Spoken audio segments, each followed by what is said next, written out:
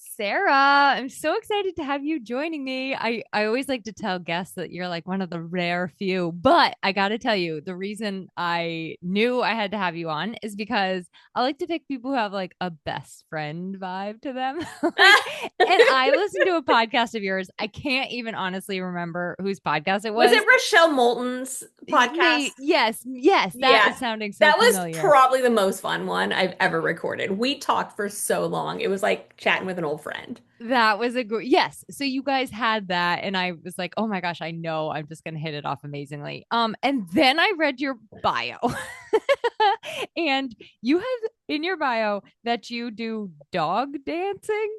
I'm Yes. like, I need to know what dog dancing is. So that's Okay. why we're having No, this conversation this is today. gonna change your life.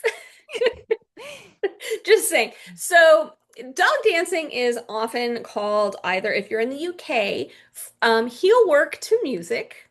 Okay. So if you, and that's where a lot of the good YouTubes are. So if you go into YouTube, relevant to this conversation, and type in the search bar, heel work to music, you will find some incredible people doing like competition level dog dancing. In the US, it tends to be called freestyle. Okay. Not as easily Googleable because there's lots of different freestyle things. Um, and it is basically, so it's essentially tricks turned up to like 2000. So And it's you do this. I don't do it at competition Amazing. level. My dog he's 7 now, and when he was a puppy, he was just he loves to train. He loves to work. He's an Australian Shepherd. They all love to work, but Yes, yes, he totally. loves to work his little brain and like problems. Like he's just a really special. I've had multiple Aussies in my life, and so we started. Enrolled him in puppy classes, which he had flying, did great. Then we got into like another like more advanced training class. We were always in classes. And then we took dog sports and we started doing like rally, which is a whole other dog sport. And we just kept taking as many classes as we could. We took beginner, intermediate, advanced tricks, which he loved. And at that point, our dog trainer, teacher person, they pulled us aside and said, "So I want to talk about your dog." And I'm like, "Oh God, my dog." And she's like, "Do you know how much potential he has?" And I was like, I mean, he's pretty great, right? They were like, he's really special. I'm like, yes. And and they were like, you should really look at how far you can go with this dog because he really loves to work. He's got it just makes him so happy. You guys work really well as a team. And so we started doing training for different dog sports, got really serious about it. And then the pandemic came right when we were going to start competing in just regular dog sports. And that same dog trainer started offering tricks classes and online. And so we started doing that. And then basically the few of us who were taking these classes got really advanced. And so our trainer was like, y'all want to do freestyle, which is what it's called in the US, which is dog dancing. And we were like, do we ever? So we spent multiple years taking weekly dog dancing classes. And Awesome. my dog just loves it. So we still like chain together, like do these sort of coordinated tricks routines. Basically, I mean, you coordinate to music. If you go to Instagram and you find Venus and Mars Canine, and you Well, why aren't you posting this on your Instagram? scroll back a few years, you will find an amazing compilation video of our class doing a dance to Shakira's She Wolf. Okay, that's funny. All right, I It was this is really some funny, but it this is is a some really, Google research I I need to will do. say that it is one of those things. It says me, I can talk about dogs all day, and this is not a dog podcast. If you want to build a really great relationship with your dog, which is actually the core of good dog behavior, Yeah. doing something like a tricks class or dog dancing, something like that is not so serious, where you can both be having fun, it will transform your relationship. Oh, that is so good. And you know what? On this podcast, your dogs are part of the team photo. Okay. So I mean, so I have you're my good. dog in my submark logo. So I mean, There you go. Yeah. but it really is one of those things. There's something with getting the chance to be a little silly. It's like with our friends, right? We Yeah. can be silly, it strengthens that bond, or with our partners. Like if we're silly, it strengthens that bond. Same with our dogs. Like if we're That silly is together, it builds that connection and there's that joy and everyone feels good. And yeah. I love that. So that Okay, is, dogs I know we were aside. here to talk about SEO, but like Yeah. I am I the mean, unofficial like dog advisor to all of my friends. I'm sure you could somehow figure out how to tie it in like with a business lesson. So I like using, I'll let I you think actually about that have one. my most unsubscribed newsletter was exactly that. And I was like, man, I guess I found the people who don't like dogs. Oh. Well, you didn't want them in your life anyway. And I was So like, guess we're not a good fit. okay, so like let's pause the dogs, which I love and I can't wait to Yeah. go look those up on YouTube. Tell me a little bit about like time in your business and your backstory because I really that was also pretty impressive to me when I heard you on the podcast. So I have been running some iteration of a business. I say since 2008 because that's when I had a layoff. And what happened in 2008? Yeah. Economic crisis. Yeah. So there were no jobs to be had. And so I had truly pretty much my entire career effectively like what we would call now a side hustle of some sort, doing maybe writing, like this was a lot of this was pre-internet stuff. I'm doing some as the internet became more of a reputable marketing vehicle for businesses, doing some blog stuff, all that kind of stuff. I always had little side things, partly because I get bored really easily and I like working at different projects. But I had this layoff. I applied for so many jobs, got a few interviews, was finalist. I mean, anyone who's ever gone through a job loss knows how this goes. Was a finalist for a bunch and just never quite get an offer.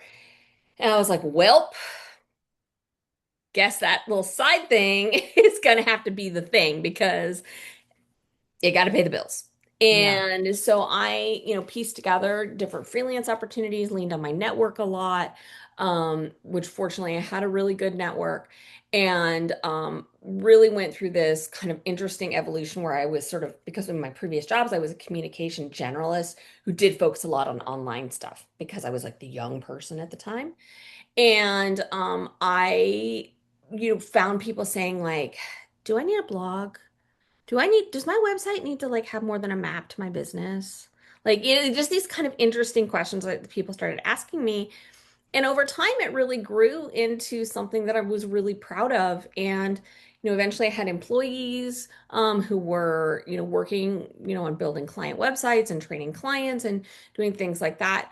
Um, and had a really great productized service that sold which is basically a off the shelf effectively service that you sell as a product. For anyone who's not familiar with that term, that sold really, really well, was really successful.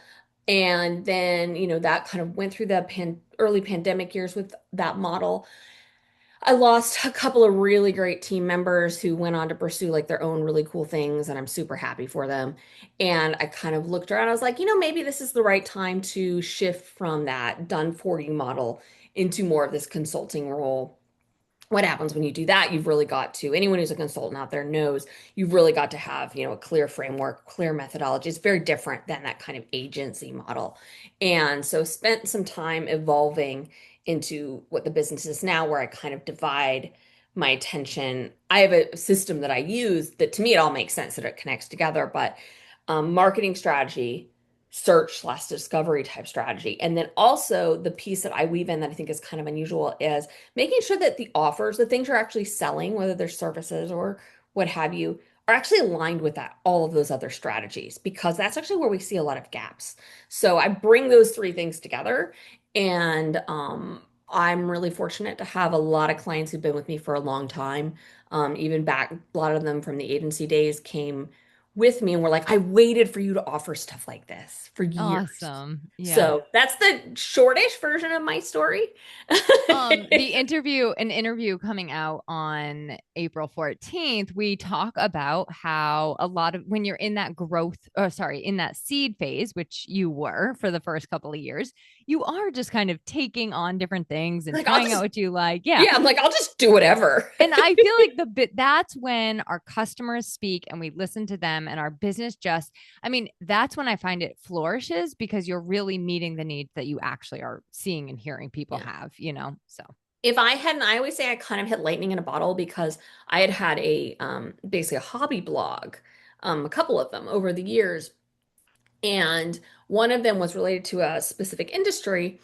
And I started having people from that industry come to me and say, "Hey, your blog, I keep coming, finding it." Like this is sort of my SEO origin story. Yeah. And how did you do that? Like that was sort of it seems like magic. And so I was like, well, I can help you lay out a strategy and we can do that together. And I really at the time thought it was no big deal. And it's sort of funny how those things that are almost instinctive are the thing that other people are like, Yes. is that magic?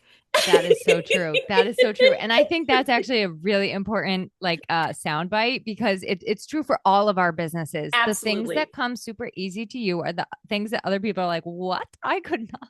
It's true. I Um, mean, really, like a friend of mine was actually complaining that a lot of his clients act like he's a magician. And I'm like, well, to them, you literally are yeah, yeah. because you're doing something that to them is an impossibly difficult road. And And you that's a just make it good look, that's yeah. like your sweet spot as a business owner too, because Hmm. then you are really in a flow, I would say. Hmm. Okay, we have a lot to discuss. I know, I know. There is a lot changing in the world. I actually want to share two things to kick us off. So first off, I was on Reddit the other day and I was in a copywriter's thread and the one of the people had posted how her client wanted she said, "I want to rank for the large language models. Can you write me copy that's going to rank for the large language models?" And the copywriter was like, she had I think she said yes, but then she's like, but then I got into it and I'm like, I have no idea what that even means. Like, and I have been asked by clients the same question. Can you help me rank for large language models? I'm like, I don't know. Maybe. Can I? I don't think so. I know how to work on SEO, not that. Then I also was in a situation recently where I was live time working on someone's site with a website designer and she had me putting in different features for the LLMs. And I'm like, I mean, Hmm. again, I don't know what I'm doing. I'm just kind of like doing what I'm asked to do. And Right. so I want to start there because all of the things changing in the world of SEO. First of all, we've all heard the term SEO. We all know what it means, but just to, just in case Yeah, somebody, just to kind of we can all get on the same page because I do exactly. think it's one of the things that I've really had to learn is that even amongst SEO people, so that stands for Yes. search engine optimization, we are often talking about different things. Yes. And so some folks are really heavily leaning on technical things, performance, speed, the way different code on your website loads, all of that kind of thing. If you hear core vitals, that's one of those. Those are Uh, all important. I know. This is yes. what I mean. Yeah, that's the face Yes. most people. I wish this Yes. was. I'm like for the listeners. Emily just I, made a vomit face. a pukey face. But there's so that's what some people are talking about. Some people are talking about your content strategy. Some folks are talking about back end optimizations and headlines. So there's all these Mhm. different things that people are talking about. And in reality, they're all right. Like no one's like, Yes. oh, you're doing it wrong. Like, oh, you shouldn't focus on content strategy or you shouldn't focus on it's just really different approaches and different things that people prioritize. And it's And a big picture. And I think that's it important to is a remember big too. Yeah. picture. And now, this is spring 2026, it's even more complex. So, the way I like to talk about search engine optimization or SEO is what we are trying to do is position our websites and in reality, any other property we're on the internet. But I always start with a website because that's the thing we control the most to be something that is discoverable across as many search engines as we can. So what is a Hmm. search engine? The biggie is Google. It still has massive market share. We've seen the search pie get larger. And what I mean by that is it used to kind of be like Google, Bing, YouTube. If you, it was pretty, the number of ways people were searching were relatively small. Now we see they're keeping more and more players enter that pie. So the pie just keeps expanding as there's more ingredients. This is a terrible baking metaphor. I like it. I'm But, following.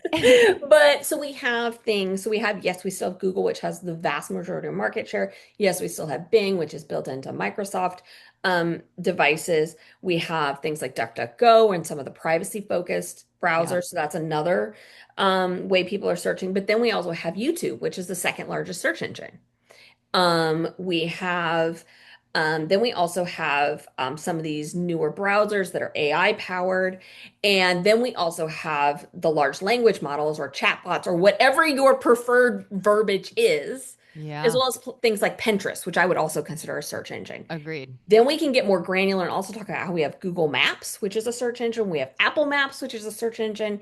We have Google Image Packs, which are basically if you do image search. So there's all these different ways people are firing up their device, phone, tablet, laptop, whatever, typing something in somewhere and finding information on the internet.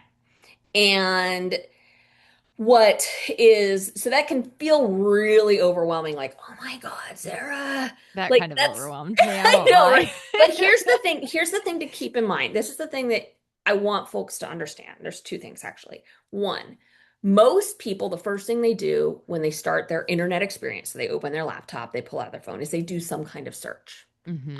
That can be, depending on who's collecting the data, that can be 70 to 92% of initial actions when someone's online. Again, the data is, but that's still a lot, Good even if point. it's Yeah. 70, right?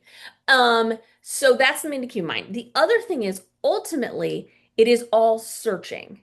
So people don't behave radically different if they're searching on Pinterest, if they're searching on YouTube, if they're searching on Google, if they're chatting with a chatbot. They still have the same questions. They still phrase them the same way. And we really saw this as voice search a few years. Actually, I was going to say a few years ago. It's been around for a while now. When voice search first emerged, we saw a shift in the way people search in Google too. We saw more questions. We saw more conversational style in the way people, well, it's pretty easy to put, one and two together and get three and see, oh, that's because people got in the habit of asking Siri. So they started Yeah. asking, you see what I'm saying? So the behavior and the psychology isn't all that different. And so that's what I tell people is we want to focus on in this modern era, instead of trying to match, be the dictionary. So keyword page. That's always I talk about it like it's like a dictionary, right? We actually Yeah. want to think of our websites as the library. And if you can position your website as the authoritative entity, that's the fancy term, but basically the library of information about your niche, Mm. you're going to likely perform well however someone is searching. You're going to be really hedging your bets. I have to say, this is where I really do feel like I have to pat myself on the back. This has always been my approach to SEO. Yeah. I'm Yeah. gonna be really honest because it has always made good sense, and a lot of that's driven by the kind of people I work with. I work with a lot of experts. I work with National Book Award winners. I mean, again, I'm kind of like bragging a little bit, but Yeah. Let's use I, it. Let's I work pick with an Emmy winners. I example. work with kind of people who are Yeah. very accomplished in their field. And one of my past clients won a MacArthur Genius grant. Like these are Wow. very skilled people, and it always has made sense to me that if you are a highly skilled person, you would want to frame your marketing and specifically your SEO strategy around your expertise and make the things you own the hub of that expertise. It's just always been good common sense to me, based on thanks to the people I've been fortunate enough to work with. And so that's always been my approach to SEO. It now has a name, right? Like we call it topical authority. So what are the core topics that you are the expert in, that you have unique insights that you can provide what's called information gain. So information that people can't get elsewhere. And what are those topics and how can you build a SEO strategy? And I would argue a marketing strategy Yes. around that. And when you do that, you will likely do well in all of those places people are searching. Now, there are some very tactical things we can get into that people can do that will help bolster that effort.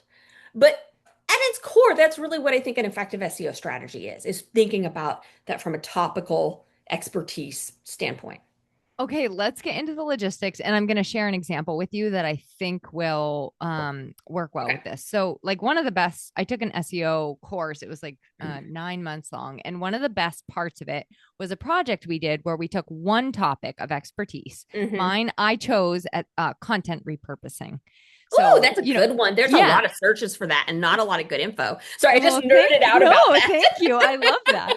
So what I think the assignment ended up being is I think we had to write 8 blogs on repurposing, and I had to figure out all different things like how to repurpose your podcast, how to repurpose video, how to create a content bank. The Like hub, what we call the hub and spoke model. yes, yes.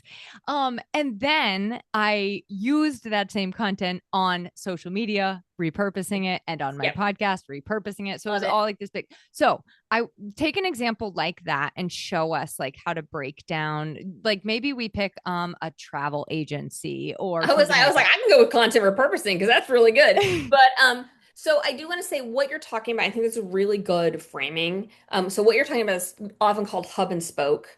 Yeah. Sometimes it's called topic clusters. There's a few other words that people use. Content clusters is another one. I use all that verbiage interchangeably.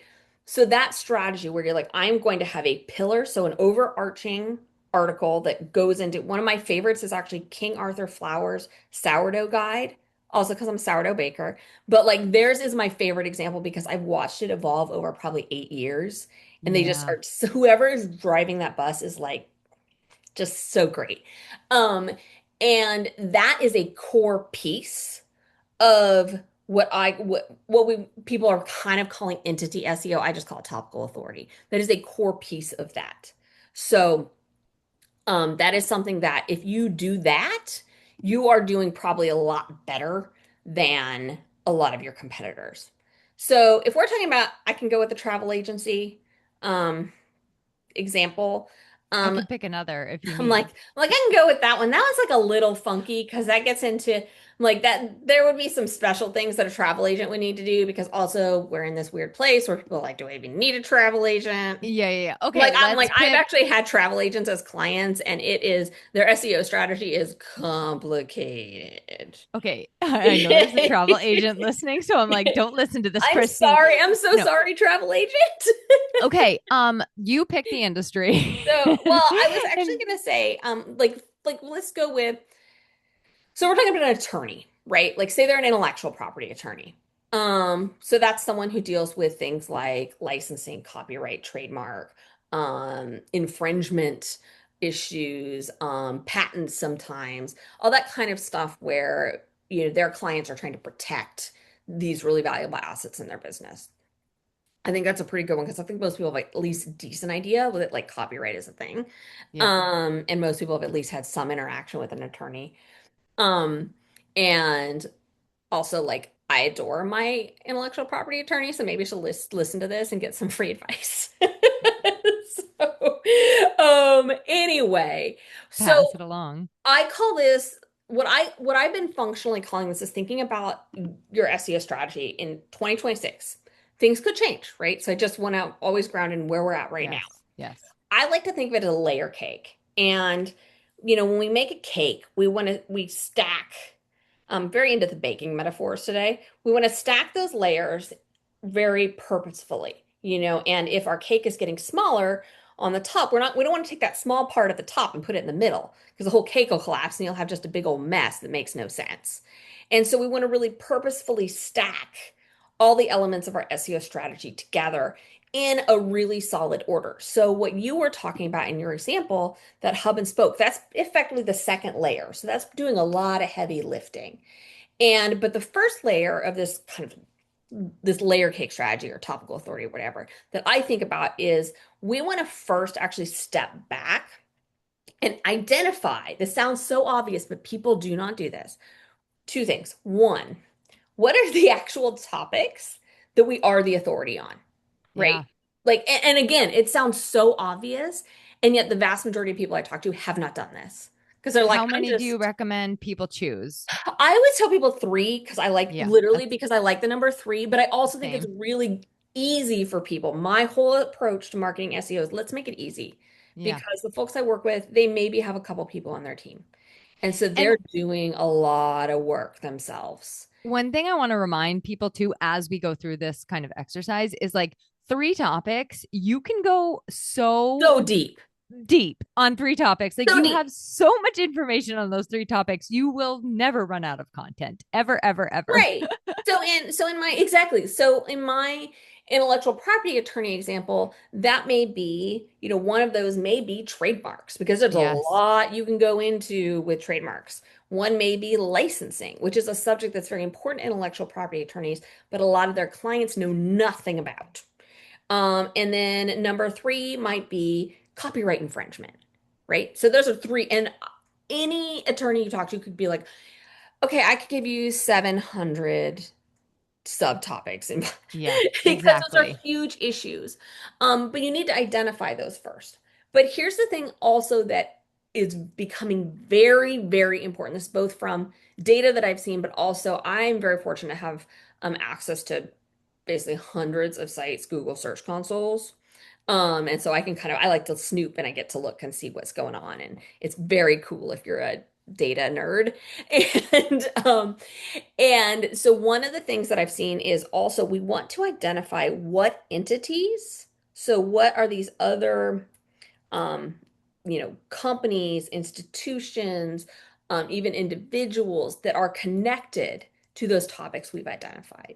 So if I'm a, copyright attorney or an intellectual property attorney, obviously the obvious one would be the US Patent and Trademark Office. So you want to be also citing the authority, like what are they saying? Because what that does is it gives a signal to, so it's kind of like putting out a sign. Like, yeah, so not only do I know my stuff, I am aware of the other important players Yeah. in this topic, and I am actually proactively linking to them and citing them as a source. So that's one of the things. So if you're, a copywriter, you may identify, okay, I want to make sure I pay attention to what HubSpot is doing Yep. because they're a respected source. And so that is the thing that a lot of people I think are a little one uncomfortable with because they're like, well, then I'm kind of sending people. I'm like, no, no, it actually shows that you understand the field. Yeah. So that is one of, so you really want to actually, and I tell people to do this on paper. I'm very big into doing things on paper because there's a lot of neuroscience that says we actually retain this information better. And I also tell people to, okay, start gathering these sources, your stories. So what is, the US Patent and Trademark Office ruled recently? Your statistics, like how many trademarks get approved without a challenge. And also your successes. So those are actually client successes. So those are all part of that entity mapping work. I can get deep into this. It's like a whole thing. It's very interesting to me. But when you create effectively a map of your authority before you ever go to do that work, your SEO is going to be better. Like, Yep.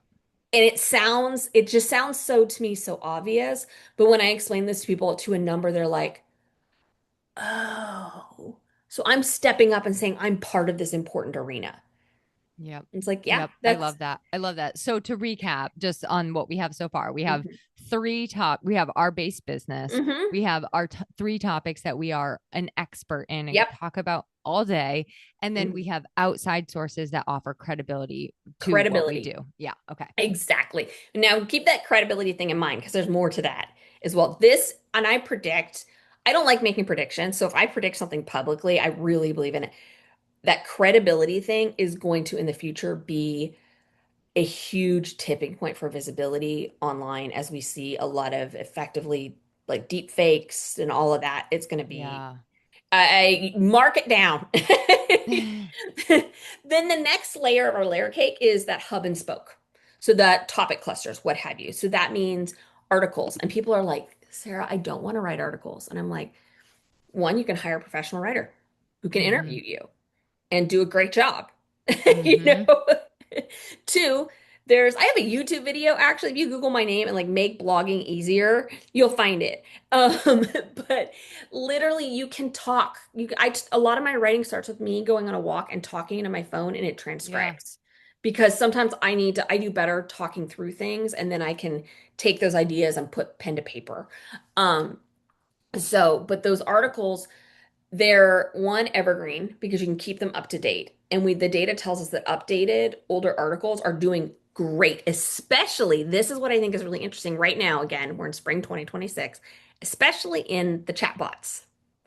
which I think is Interesting. really, isn't that interesting? The I will say the chatbots are definitely citing sources and linking you out to other websites, Hmm. which is really giving me hope as I a am shocked actually at how many leads I get from the yeah. chatbots. Yeah, same. I think I'm I've like, gotten a really? few that someone's like ChatGPT recommended you. I'm One of like, my I favorites is love I that. have a lovely client who's gone on to refer multiple other clients to me who he wrote the funniest thing is the intake form. ChatGPT told me you can solve this after it gave up.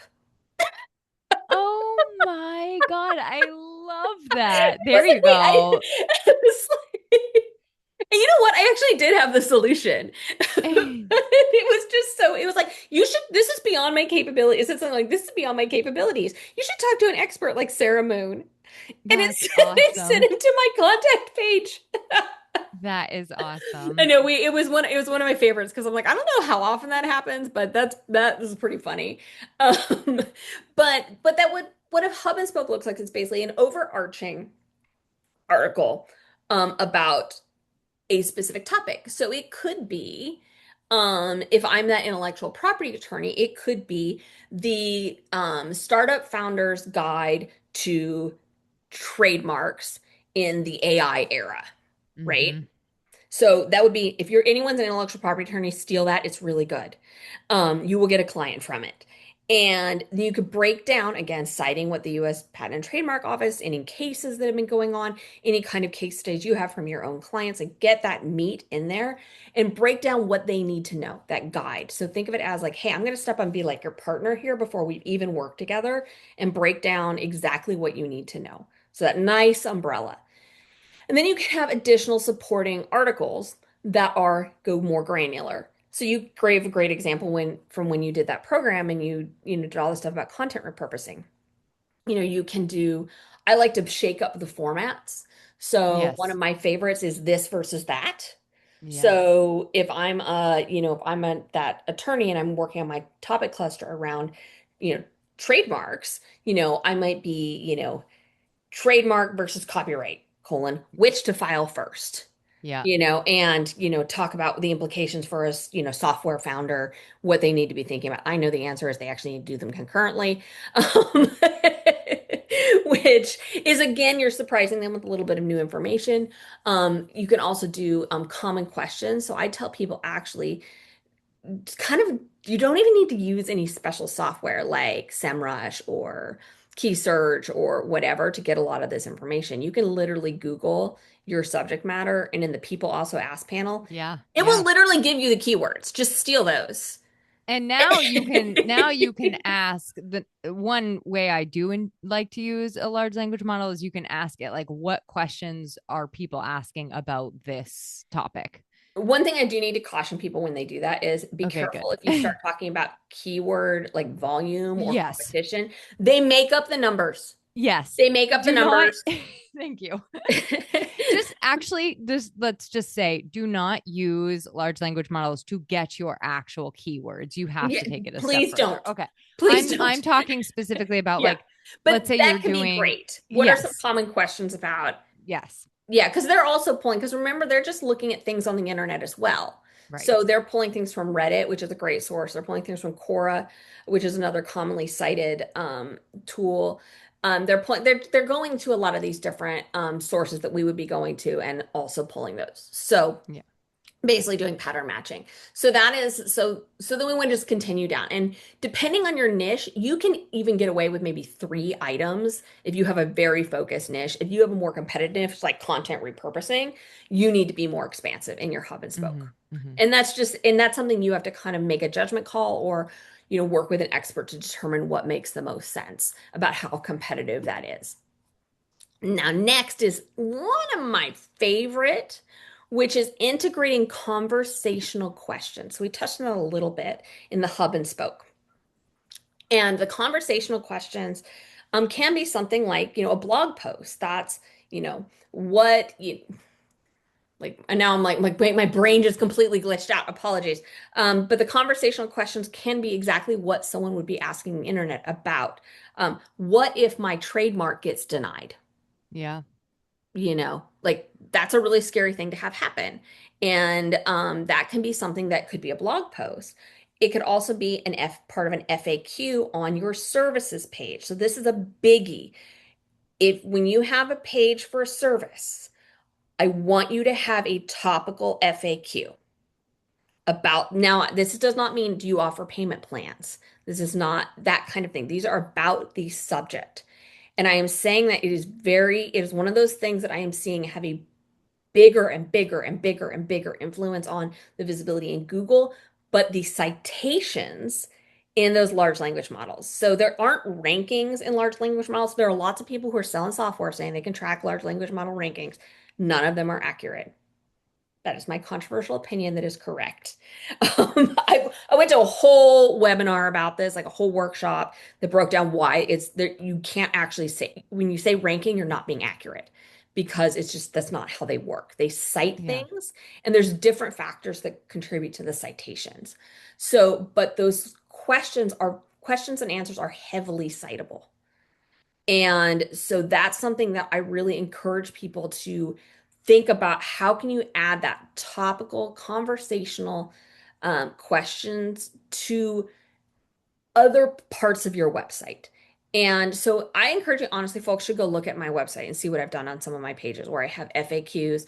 I also, you'll see on my SEO pages, I have created actually an info box. It's like, what about, like I have an info box on my Squarespace SEO page that it's what about AI, SEO, and Squarespace. And I have an explainer about what they need to know. And that is pulled out as an important piece of my services page.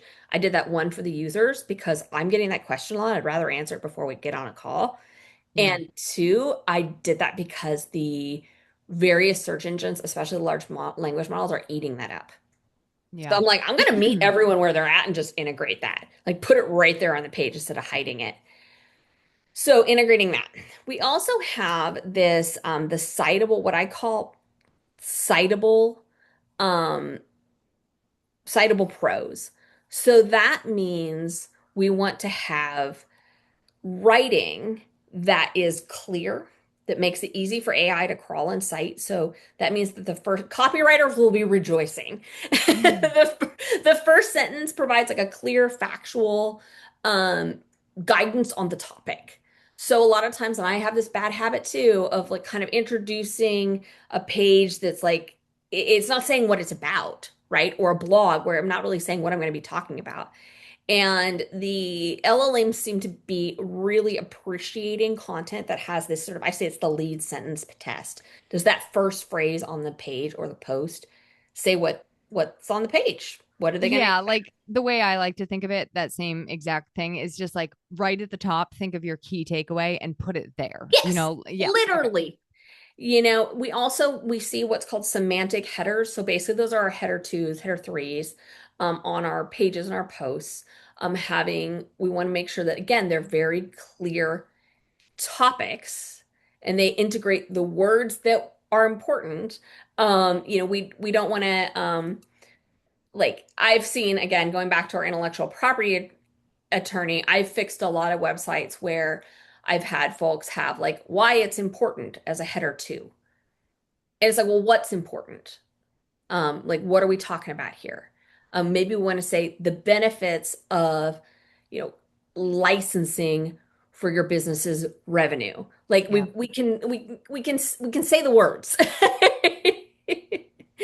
We also want to, again, this is all copywriting basics, but I think it's great for copywriters because copywriters know how to do this stuff.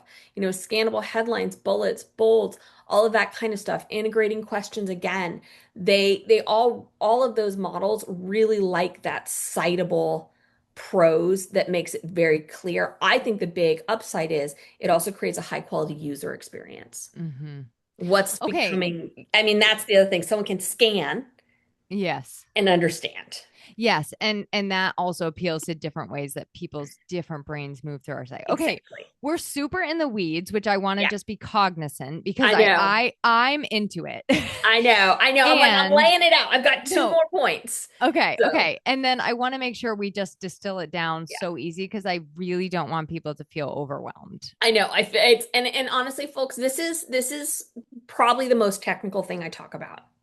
And I I always do a big apology, like, I'm sorry, but I promise y'all can do this. Yes, This Yes. is the thing. I actually think my most controversial opinion is I think topical authority is way easier than the old school dictionary matching keyword stuff. Yes, I have to agree with you on that one. Like trying to figure out, I mean, let's just use like life coach as an example, like Right. saying like life coach in New Jersey. That's harder than than topical Yes, authority. So, it is yes. way harder. I mean, and that it also allows, I think it allows people who are really high level experts Yeah. to step back and not have to worry so much about that. Like if I'm that life coach in New Jersey, you can actually be like turn around and say, like, okay, but what's the real root of what you're addressing? Can we Yes. build a search strategy around that? Okay, And a let's lot add of the those two tiers. yeah, and so I'm not saying life coaches in New Jersey isn't important, but use that for your Google business profile. Yes, yes. Or your homepage, or yeah. Yeah. So this is my favorite, which is unique insights. So what is the information or what in the biz we'd say information gain, but I like insights. I feel like that's just what is the information you can provide that no one else can? Yeah. Like your spin. Yeah. Yeah. Like what is the thing? And that's one of those things where I'm like, if we add that onto that cake, so we built a really good foundation with our content, that kind of thing. But then we maybe surprise everyone with a little bit of like maybe chocolate hazelnut cake, Yeah. and with our unique, sorry, I love chocolate and hazelnut. That sounds great to And me. like we're really that's the thing, and that's also helped your conversion optimizations because that's the thing that makes someone go like, no one else I've looked at has brought that up.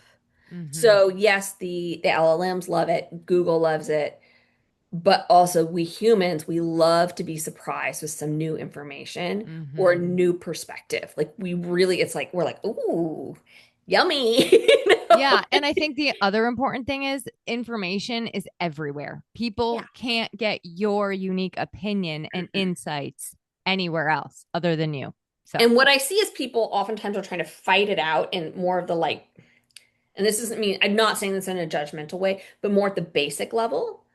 And actually, I worked with an intellectual property attorney a while back. And she's one of the case studies on my website. She talks about this really articulately, where she had been told multiple times to create a lot of informational content around the basics.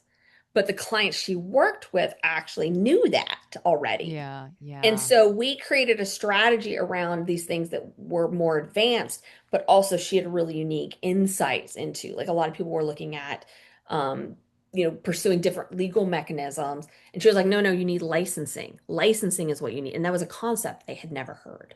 So there's real opportunities there. And what's fun is she actually messaged me recently and said, like, Sarah, she's like, Chatty keeps sending clients my way.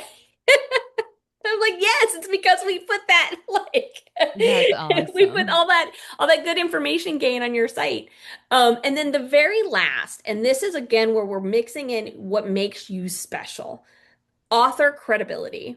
So remember I said like keep in mind that credibility concept? Yes. That's Yes. make a really great topper. Those like the cute person on the top of the cake with your credibility. So this is what Google calls EAT, experience, expertise, authority and trustworthiness. I call author credibility. I think it's much more accessible to think of it that way.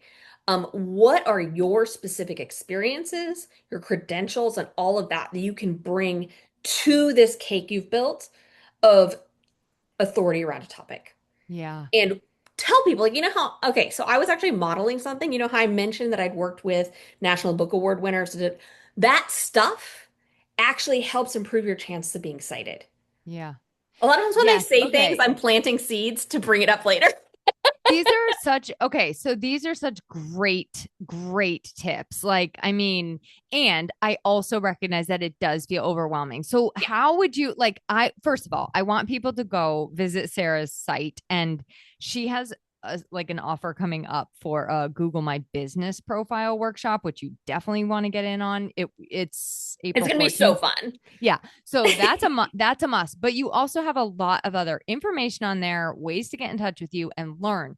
However, if somebody's like listening right now and they want to start doing these things, where do you say like, here's where to get started? Calm down. I'm going to distill I this for you. Easy Okay. peasy. I'm going to tell you start one, do that work around identifying what on Yes. earth are my topics and what's related to it. Like figure that out. Like it is such that intentionality can truly transform your business. And I know that sounds like a big statement, but it transforms you in ways beyond just like getting found in Google. Like it makes you more confident. It makes you more able to like, if you're on a podcast, you can more easily be like, here's what I do that's different than everyone else. Yeah, It can just it's a huge. This is where I get a little bit woo woo. Like I really, it can shift your mindset, and it's really a big deal.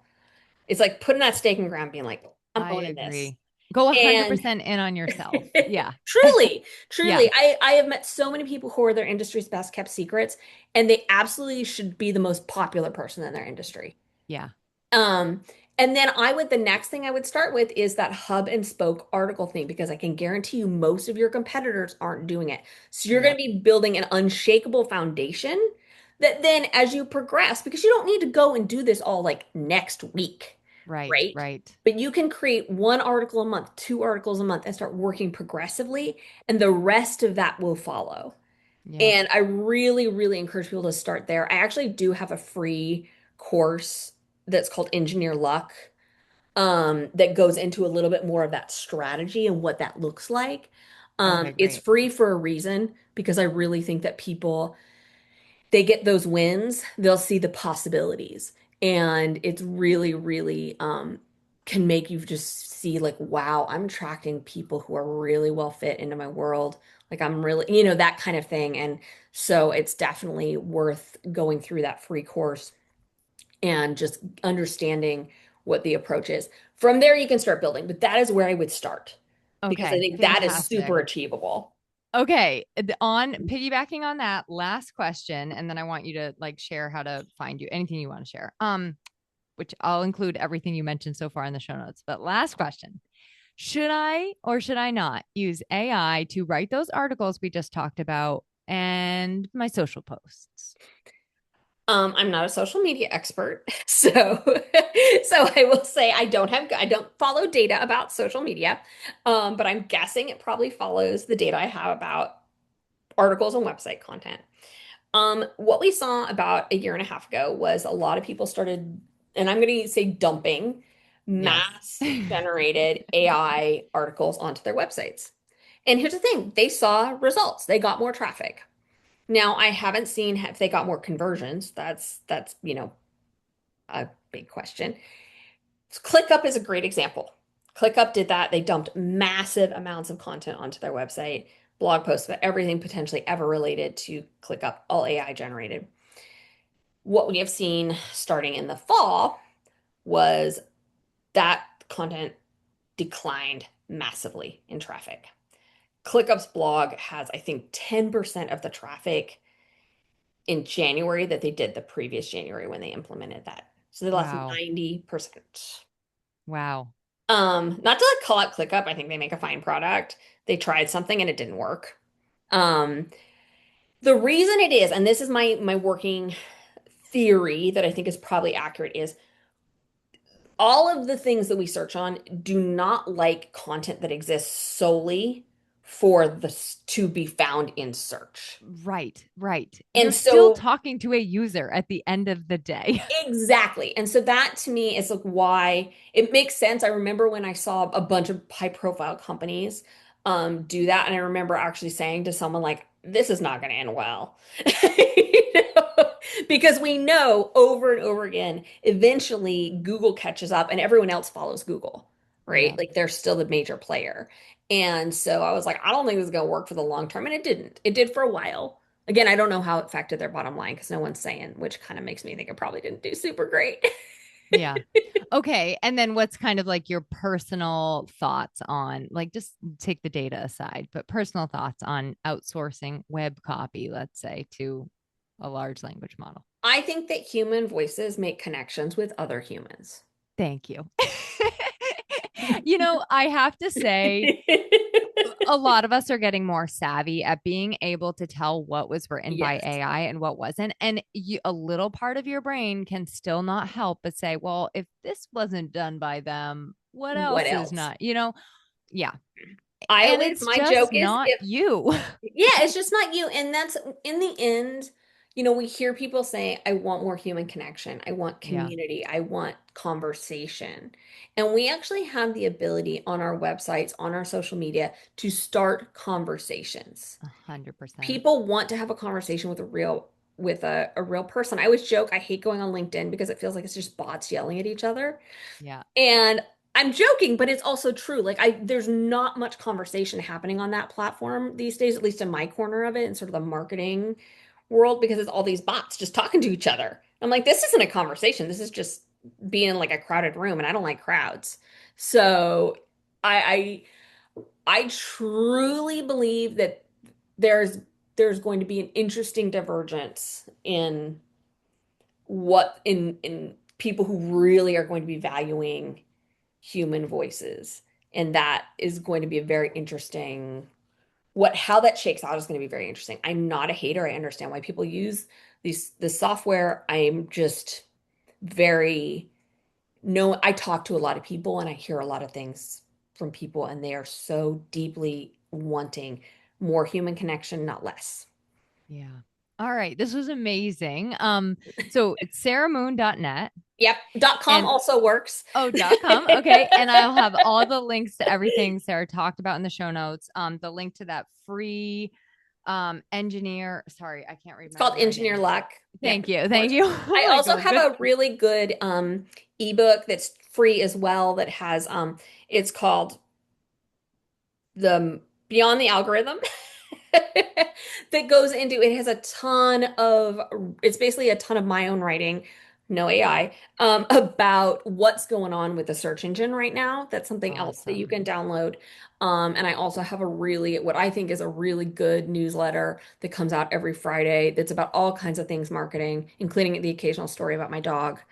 I Um, love Sarah's newsletter. So make sure you, at the very least, to start there. So yeah, and I do reply if someone hits reply and writes to me, I always write back. It may take me a couple days, Yeah. but and sometimes those replies end up being the next newsletter. I love that. I do the same thing. All right, Sarah, thank you so much for your time and all this information. And that's my goodbye. Thank you so much. This was super fun.